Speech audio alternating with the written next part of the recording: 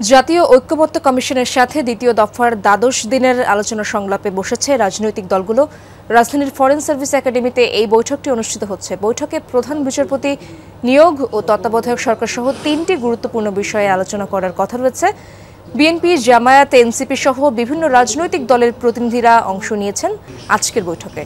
সভার শুরুতে ঐক্যমত্য কমিশনের সহ সভাপতি অধ্যাপক আলী রিয়াজ বলেন, ঐক্যমত্যের আলোচনা জুলাই ৩০ তারিখের মধ্যে আসতে হবে।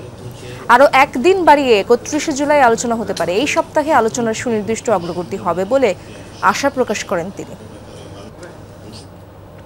ফরেন একাডেমিতে ঐক্যমত্য কমিশন ও রাজনৈতিক দলগুলোর বৈঠকের খবর সংগ্রহ করছেন সহকর্মী ফয়সাল মাহমুদ। তার কাছ থেকে সেই খবর জেনে নেব। ফয়সাল, আজ তো গুরুত্বপূর্ণ বিষয়ে বৈঠক চলছে, কি তথ্য রয়েছে সবশেষ আপনার কাছে? ইশরাত, বেলা ঠিক 11:30টার দিকে জাতীয় ঐক্যমত্য কমিশনের দ্বিতীয় পর্যায়ের 12তম দিনের সংলাপ শুরু হয়েছে। সেখানে ইতিমধ্যে সকল রাজনৈতিক দলের প্রতিনিধিরা অংশ নিয়েছেন এবং আজকের যে নির্ধারিত বিষয়গুলো রয়েছে সেখানে জরুরি অবস্থা জারি, তত্ত্বাবধায়ক সরকার এবং প্রধান বিচারপতি নিয়োগের মতো আজকের যে গুরুত্বপূর্ণ বিষয়গুলো সেটি মীমাংসার চেষ্টার জন্যই মূলত আজকের এই সংলাপ।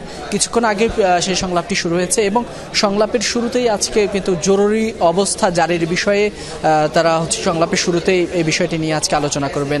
সেখানে জরুরি বিষয়ে আসলে জারি করা হলে যাতে মানুষের মৌলিক যে অধিকারগুলো রয়েছে সেগুলো যাতে অক্ষুণ্ণ রেখে সেটি জারি করা যায় সেই বিষয়ে কিন্তু অনেক রাজনৈতিক দল তারা মত দিয়েছেন। তবে এর বিপরীতেও কিন্তু অনেকে মত দিয়েছেন। বিশ্বের অনেক দেশে কিন্তু জরুরি অবস্থা জারি করা হয়, সেখানে কিন্তু মৌলিক যে অধিকারগুলো রয়েছে সেগুলো কিন্তু সেভাবে তারা আমলে নেন না। সেই জায়গায় কিন্তু এখনো পর্যন্ত ঐক্যমতে পৌঁছানো যায়নি।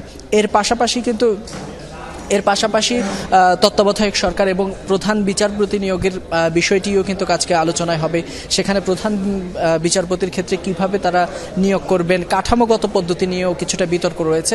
তো আশা করা যাচ্ছে আজকের সংলাপ থেকে হয়তো সেই বিষয়ে একটি ঐক্যমত পৌঁছাবেন রাজনৈতিক দলগুলো। ইশরাত, ফয়সাল, অনেক ধন্যবাদ আপনাকে।